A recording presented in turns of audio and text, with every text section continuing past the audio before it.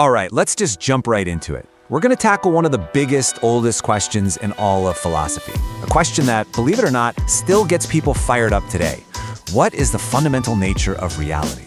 You know, this exact question is what kicked off one of the greatest intellectual showdowns in history. In one corner, you have the teacher, Plato, and in the other, his star student, Aristotle. Their disagreement would go on to shape Western thought for literally thousands of years. So first up, let's talk about the teacher.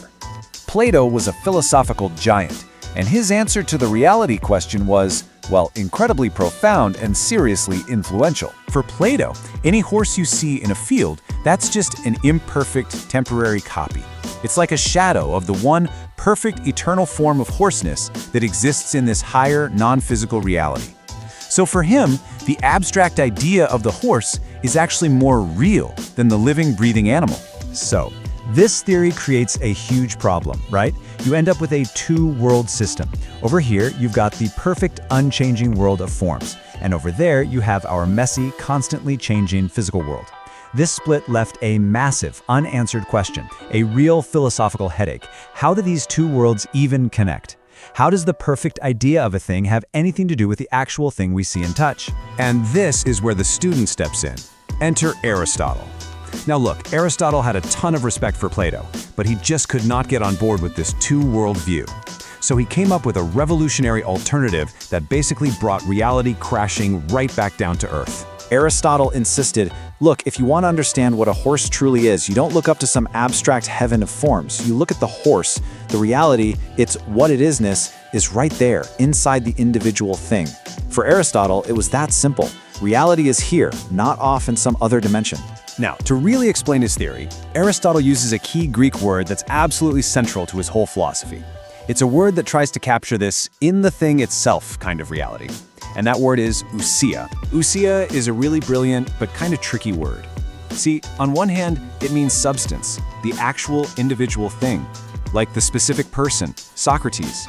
But at the same time, it also means essence, the defining nature that makes Socrates what he is, his humanity. So it's both the individual and what makes that individual what it is. Okay, so how does this actually work? Well, Aristotle says that every ousia, every substance, is made of two principles that you just can't pull apart: matter and form. Matter is the stuff, the raw material, the potential for what something could be. And form is the structure, the essence, that makes that stuff actually become something specific. There's a classic example that makes this super clear. Just picture a bronze statue of Socrates. The bronze itself, that's the matter. It has the potential to be a statue, or a shield, or maybe just a useless lump. The form is the shape of Socrates, the structure that actualizes that potential and makes the lump of bronze into this specific statue. Matter plus form, that equals one substance. And bam, this is the huge break from Plato. When you melt that statue down, the shape, the form, it doesn't just fly off to some heaven for shapes to hang out with the perfect form of statueness. No, it just ceases to exist. Aristotle's forms are embedded in the matter. They are not separate, floating ideas. And to really hammer this point home, Aristotle adds one more crucial distinction. He says the primary substance is the individual thing. Socrates, this particular horse, that tree in your yard. That is what's most fundamentally real. Secondary substances are the universal categories we use to talk about them, like human or horse. These are real, sure, but they totally depend on the primary ones for their existence. I mean, without any individual humans, the category human is just an empty word. But this brings us to a really fascinating question, a kind of tension inside Aristotle's own thinking. Okay, so if every substance is a combo of matter and form, which one is more fundamental? Which one has the better claim to being the real core of that substance? Is it the physical stuff, or is it the organizing principle? So where does Aristotle land? He argues that form actually has the stronger claim. And it makes sense when you think about it. Matter is just potential. That bronze could be anything. It's the form that makes it actually this specific thing right now. And for Aristotle, actuality is always more fundamental than just mere potentiality. The form is what gives a thing its real identity. So at this point, you might be thinking, okay, that's pretty cool for ancient Greek philosophy, but so what? Why does this matter now? Well, this idea of substance as a compound of matter and form, what we call hylomorphism, it had a monumental impact on Western thought more than 1,500 years later. Just take a look at this journey. Aristotle develops his theory way back around 350 BCE. Then, for centuries, his work is kind of lost to the Western world. And then, bam!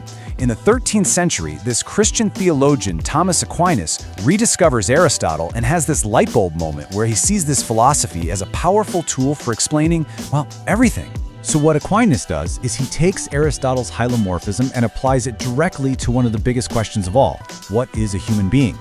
And his answer is pure Aristotle. He says a human person is a single, unified substance, made of a body, which is the matter, and a soul, which is a substantial form.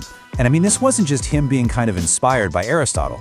He literally quotes Aristotle's definition from his book, De Anima. The soul is the form, the actuality, that takes a bunch of organic matter and makes it into a living, functioning human body. It's what makes the stuff of you actually you.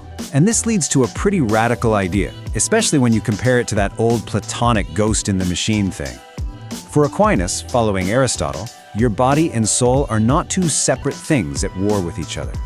They're the two fundamental principles, the matter and the form, that come together to make the one single substance that is you. So after this whole journey from an ancient Greek debate all the way to medieval theology, what's the big picture? What's the main takeaway?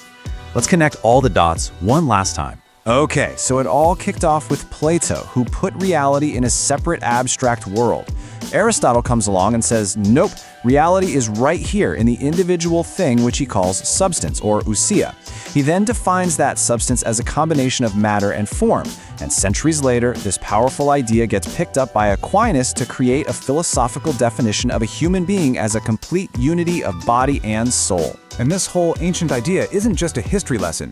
It leaves us with a really provocative modern question. If a human being is a substance, a single thing, defined by its form, its soul, making its matter alive and conscious, what does that framework say about something like artificial intelligence? Could a machine, which definitely has matter and a kind of form in its programming, ever be a true substance? Could it ever have the kind of form we call a soul? Now that's something to think about.